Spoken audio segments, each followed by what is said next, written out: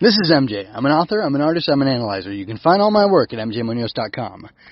Welcome to Skimming Leaves. This is going to be episode 42 of Story Over Everything, if I've done my job properly, which hopefully I did.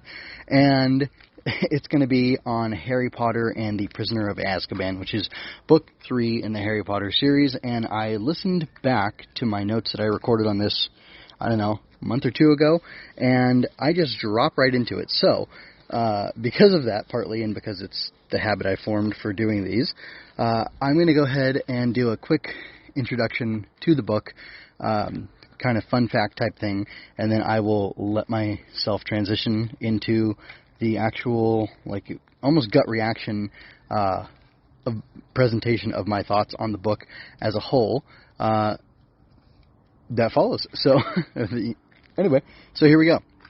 Let's see. Harry Potter and the Prisoner of Azkaban was first published in the United States September 8th, 1999 by Scholastic. Interesting. The book has 107,000 words, according to one source, and 117,000 plus words, according to another source, which is very strange to me. Supposedly, the average reading time is 4 hours and 47 minutes. I'm assuming that's a person reading to themselves, and the audiobook version is almost 12 hours long, which sounds about right. And I think that's based on the Jim Dale audiobook. I don't have the number in front of me, but yeah, so those are just kind of very basic.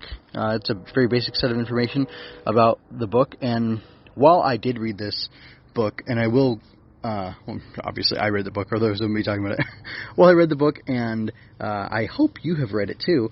If you haven't, I would like to interest you in reading the book a little bit by sharing a couple things with you about it. First of all, I don't have nostalgia for Harry Potter, the Harry Potter series, of books or movies, actually, because I didn't watch all the movies, and I only read the first 2 books as a kid.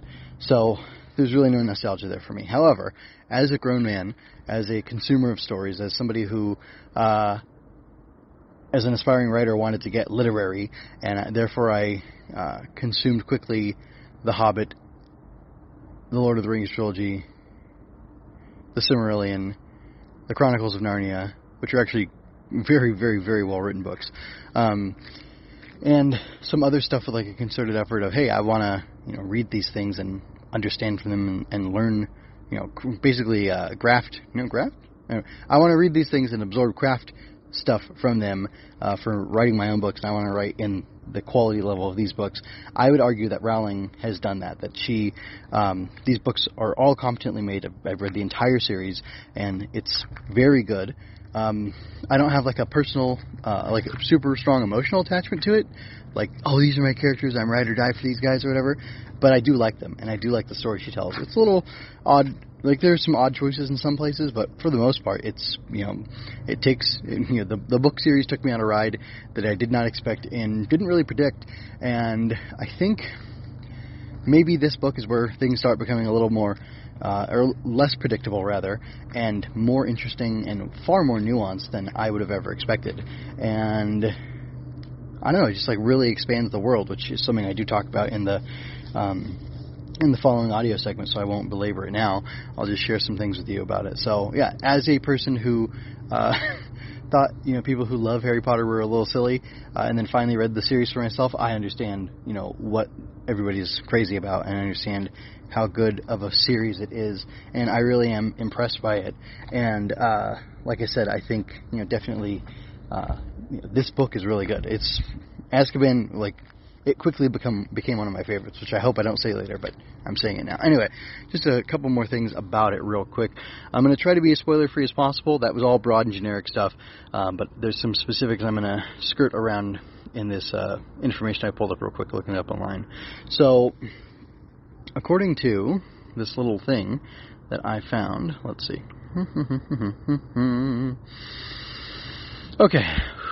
Apparently this book sold 65 million copies worldwide, which is very cool. Very cool for Rowling. No wonder. Anyway, so, well, do I want to talk about that? No, I don't. There's a crazy, powerful aspect of magic that is introduced in this book that did not I did not see coming at all, and apparently Rowling regrets it. So see if you can figure out what that one is. Oh, this is really cool, though, and I can talk about it. There's the Patronus charm is introduced in this book, which, I'll just read it. It's a powerful defensive spell that conjures a silver animal guardian. The shape of the Patronus reflects the personality and inner qualities of the caster, which is really cool. And apparently, a Patronus can change over time. It's almost like she made magical Pokemon, except they're just animals. Yeah, but that's still a really cool idea. The book reveals the identity of the mysterious prisoner of Azkaban, who's in the title, which you should just expect, perhaps. And the whole drama of the prisoner of Azkaban and what he did and didn't do is super interesting, and I think you'll find it super compelling. Oh my gosh. Let's see. The book features several new characters, such as Professor Remus Lupin, the Defense Against the Dark Arts teacher, Professor Sybil Trelawney, the Divination teacher and a seer, or prophet-type lady, and the Dementors, the soul-sucking guards of Azkaban, who induce fear and despair in anyone who comes near them. And I don't remember if Rowling introduced the Dementors by name in Book 2 or not, but Azkaban Prison was introduced in Book 2, and here it is featuring in Book 3, which is something really fun, I think, that she does. The book supposedly contains many references and allusions to other works of literature and mythology, such as the Grimm fairy tales, the Arthurian legends, the Norse myths, and the works of Shakespeare, Dickens, and Wilde. For example, the name... I can't name that person. But somebody in David Copperfield... shares a name with somebody here. Yeah, there's a couple characters who have names linked to Roman mythology, which is a huge spoiler. And then Sybil Trelawney, the divination teacher, her name is derived from Sybil, a prophetess in Greek mythology, or Greek and Roman mythology, actually, which is really cool. So, anyway, those are just some fun facts about the book before I go ahead and talk about it. And like I said, these were spoiler-free as best as they could be. And then I'm going to get into the full spoiler talk. So, again, I highly recommend the book. I think it's cool. You should definitely read the whole series. If you have Cloud Library or HOOPLA, if you have access to those, you can get the audiobooks for free, or you can get them, actually, I think all of the Harry Potter series is on Kindle Unlimited right now for you to read with your eyes. I'm an audiobook person, though, so getting them on Cloud Library and such for free was really awesome. Or you can just buy the books outright, because... they're good stuff. Audible collection, if you're an Audible person, depending on the length of the books, you can get one a month and very happily, very comfortably listen to the entire series, which is, I don't know, 7 times, I'm going to guess. It's like 70 or 80 hours of entertainment, which, depending on how long it takes you to consume your audio, that could take, a week. No, not a week. That could take a couple weeks or a couple months to enjoy. So anyway, I highly recommend it, and now I recommend that you listen to the rest of this episode. So I'm picking up on a pattern that Rowling is doing, and honestly, sneak peek.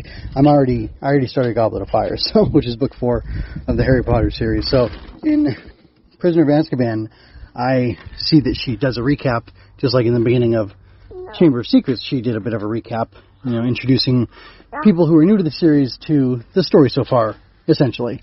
And I think it's done in a fairly naturalistic way. I don't remember how it was done in The Prisoner of Azkaban, but except for, perhaps Sirius Black appearing on the Muggle News, and that, from the narrator... warranted comments about how he was actually a wizard and he'd been accused of this and it was this many years ago and it involved Harry's parents and Harry's this wizard, Voldemort, basically it does a really neat recap. I think the Goblet of Fire recap is even better and smoother, which is interesting, but I'll talk about that more when I discuss Goblet of Fire. So I found it interesting that, I guess, kind of spoilers for The Prisoner of Azkaban, it's kind of a weird, offbeat book. So this is my 3rd Harry Potter book, and I like it the best so far. The last, couple chapters or so did something very interesting that I didn't expect.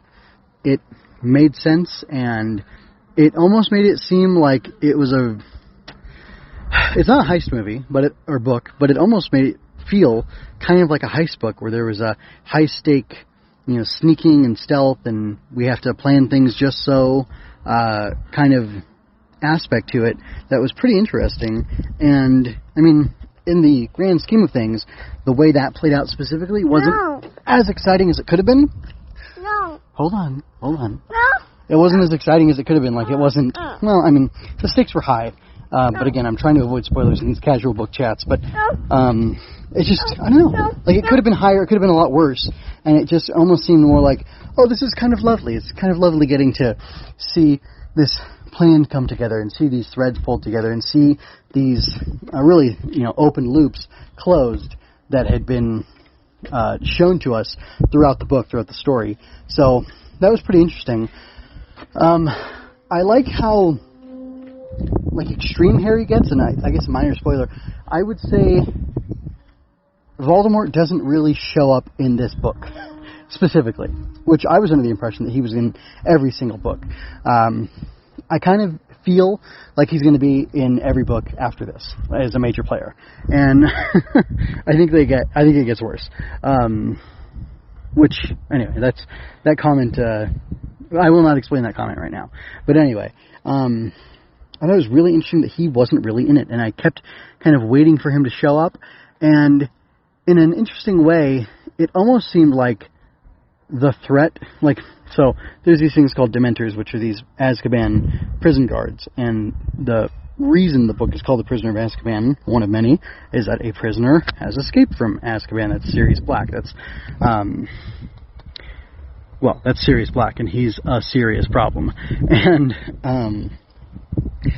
it's interesting how evil and wicked the Dementors are, and what it is that they're supposed to do. It's morally repugnant, and it's shocking that would be something in the world of Harry Potter. There's the Defense Against the Dark Arts. They expose the Hogwarts students to some of the dark arts stuff. That's because it's an ugly reality that the wizarding world isn't just, refilling. It's not just every flavored beans and plates of sandwiches that magically refill themselves. It's, this dark side. There's werewolves. There's vampires. There's, for crying out loud, there was we saw somebody feasting on the corpse drinking the blood of a unicorn in one of these books. So, there are dark and evil things, and there is real legitimate danger. And that's kind of all offset by the fact that you have this very positive, very happy, very, wonderful and fantastical world that Harry gets to live in. It's kind of even more interesting because excuse me. The Muggle world, the world where Harry starts off each book living with the Dursleys, is in some ways worse than the Wizarding world that has all these dangers. And it's alarming, it's shocking to me that that could be the case. And I think that goes to, I think that's a credit to Rowling and how awful she's able to make the Dursleys. And the thing is, they're not as evil as they could be. It's not the Manson family, but it is,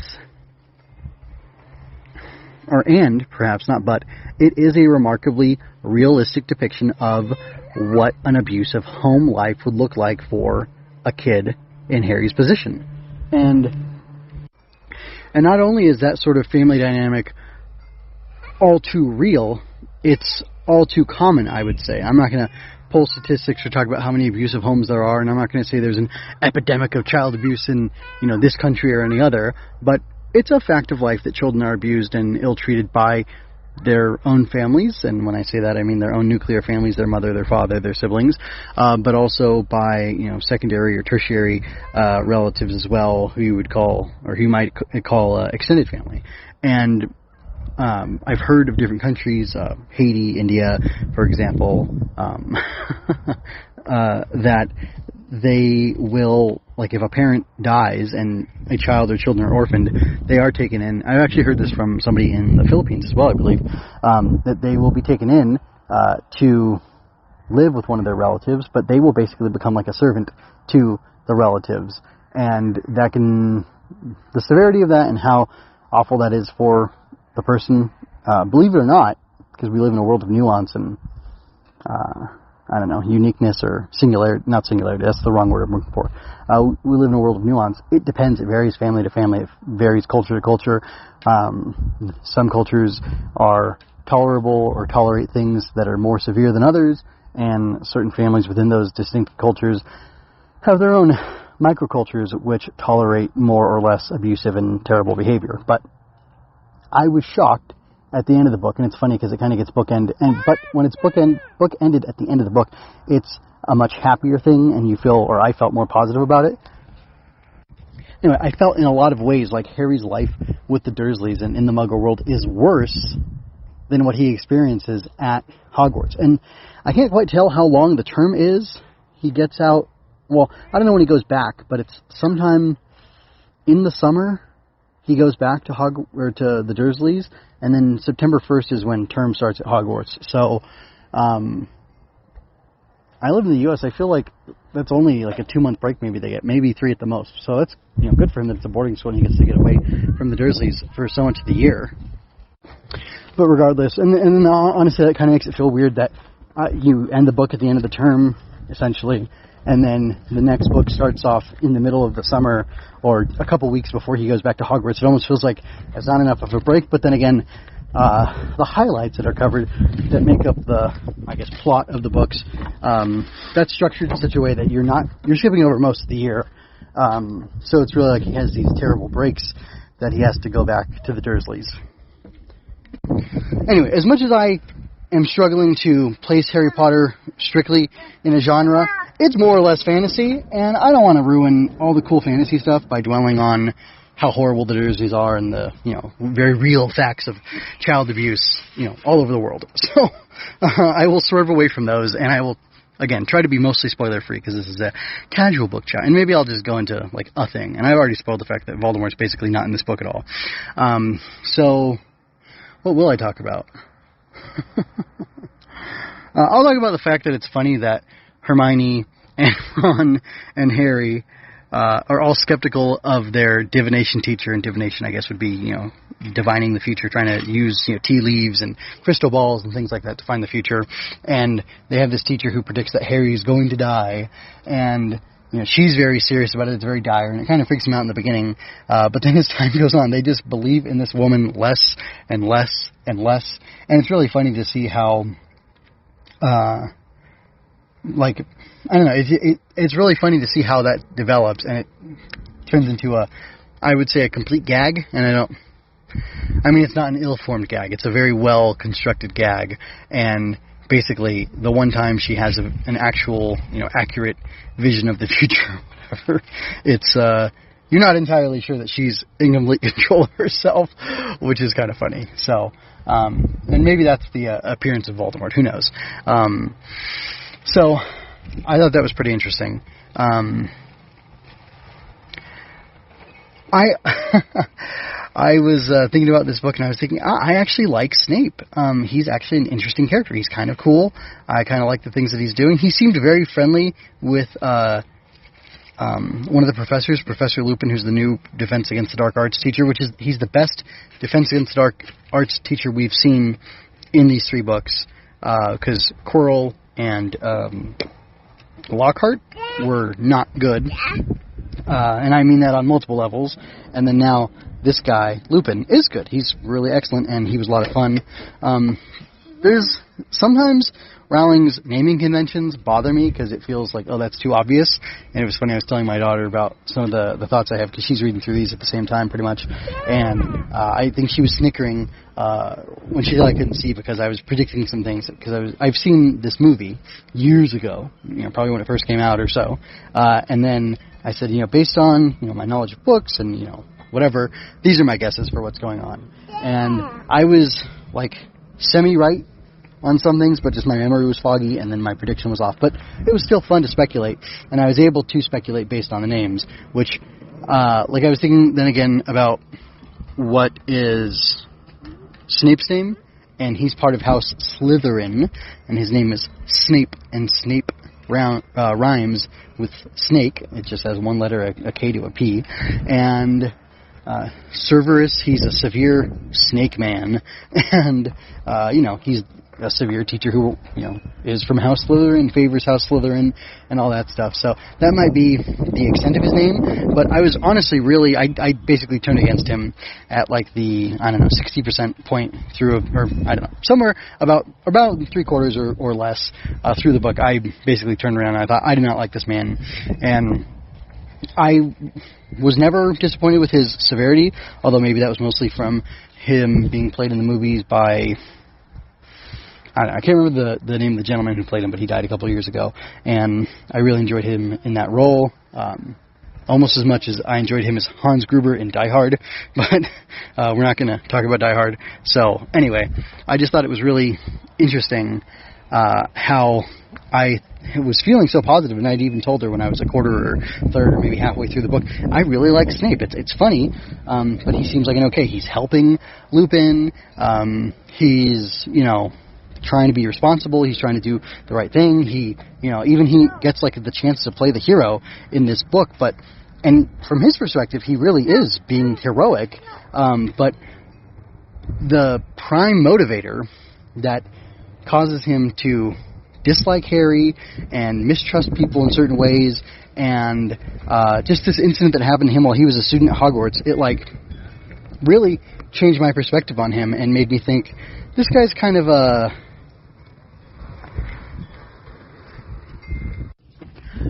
the kindest, most respectful thing I can say is that I'm very disappointed that what happened affected him in such a way, and I'm surprised that it seems like he has such a fussy or finicky personality, and that's the real motivator of why he is the way he is, or at least that's what Rowling has revealed at this point in the book series and the story overall. And it's surprising and disappointing. I really don't like it. He seemed cool to me before that big revelation. Things not always being what they seem, I think might be, if it's not a theme, or if it's not the theme, it's a theme or a thematic element in this particular book. So I kind of know some stuff about the rest of the Harry Potter story, and I think that might be related, or like some setup is being done for that, perhaps. I'm not 100% sure, but it's interesting. That, I don't know, that could be what it's about. It might not be what it's about, which is a very silly statement to make. It's not profound at all, but this is a casual book chat, so I don't really feel the pressure to perform and give you amazing insights. A quick addendum before I let myself officially finish the episode. One of the things that I found remarkable about this book, and it really hit me somewhere in the beginning, probably right before Harry went off to Hogwarts, which is something I mentioned in the beginning of this casual book chat, because I talked about how it's kind of bookended by you feel one way about Harry and his situation with the Dursleys, and then by the end of it you feel kind of the same way, but there's some optimism. And it comes down to, I think, this interesting element which is shared with Spider-Man, of all things, the Spider-Man comics. The Spider-Man comics. I'm not going to say the movies, except for maybe the Raimi Maguire movies. But there's a sense that despite, in spite of everything that Harry has in the wizarding world, in spite of all his power and the prestige and the fame of being the boy who lived, he's still just a boy to the Dursleys, and none of his magic, none of the magic in his life that he experiences at Hogwarts or with the Weasleys or anywhere else really matters when it comes to his life with the Dursleys or at the Dursleys. He's just Harry. That's all he is in the Muggle world, for now at least. And none of the great power, none of the accomplishments help him to overcome or rise above what he faces. I don't know if I would call Harry a role model, or if he's just somebody that a young reader can identify with. Really, any reader can identify with, as I mentioned previously. But I really think it's special and wonderful that he faces these challenges, and when it comes down to it, when it comes down to dealing with the Dursleys, he and you and I have the same recourse.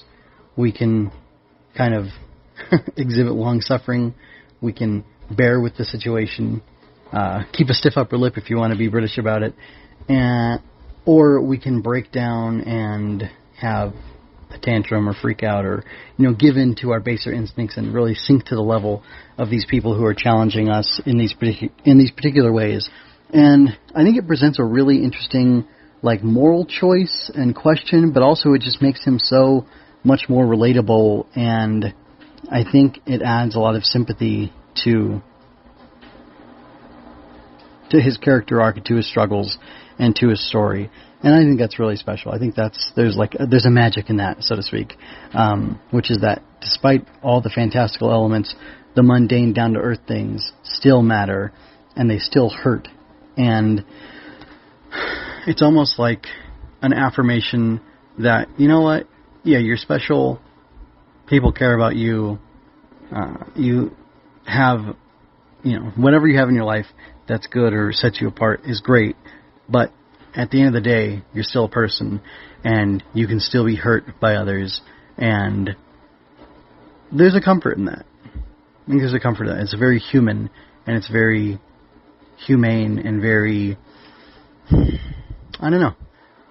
I just think there's a comfort in saying, this too shall pass, but this too shall endure. And if you're going to live life, you're going to suffer, but you don't have to be miserable about it. To some extent, I think that's part of what's being said here, and I like it. I find it really endearing. I hope you enjoyed that. Go to mjmunoz.com to leave any questions, comments, or other feedback you might have. There you can find all of my analysis, art, and fiction. I cover books, tokusatsu, comic books, anime, and more. Look around. You're sure to find something else that you'll enjoy as well. This has been a Story Over Everything production.